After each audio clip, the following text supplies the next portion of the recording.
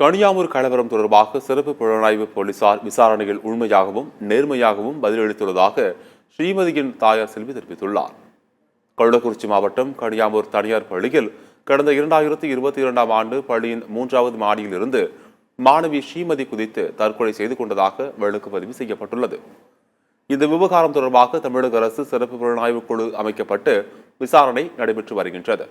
இந்த வழக்கில் மாணவி ஸ்ரீமதியின் தாய் செல்வி மற்றும் திராவிடமணி என்பவரிடம் இதுவரை காவல்துறையினர் விசாரணை நடத்தாதது ஏன் என்று கடந்த சில நாட்களுக்கு முன்பு நீதிமன்றம் கேள்வி எழுப்பியது.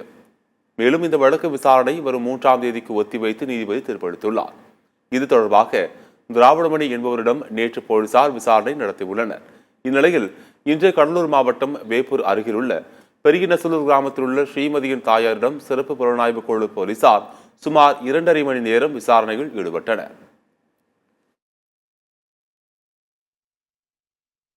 இதுவே காவல்துறை பாத்தீங்கன்னா அந்த கூட்டம் எல்லாருக்கும் தெரிஞ்சுதான் நடந்தது. அங்க மக்கள் கூட போறாங்கிறது தெரியும் காவல்துறை.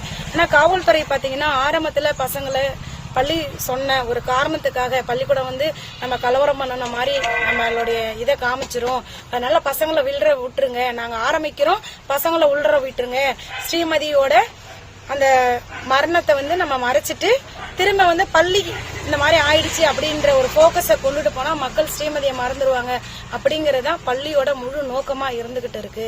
அதனால அவங்க செஞ்சதுதான் சார். போலீஸ் பாத்தீங்கன்னா ஃபர்ஸ்ட் பசங்களை உள்ள விட்டுருவாங்க. எல்லாம் முடிஞ்ச உடனே ஒரு 10 நிமிஷத்துக்குள்ளார பசங்களை அடிச்சு வெளியே துரத்துறாங்க, மேல சொல்றாங்க, கீழே சொல்றாங்க. ஆனா ஏன் இதை ஆரம்பத்துல காவல்துறை பண்ணல? இது காவல்துறை உதவியோட பள்ளி தரப்பு செய்த ஒரு கலவரம் தான்.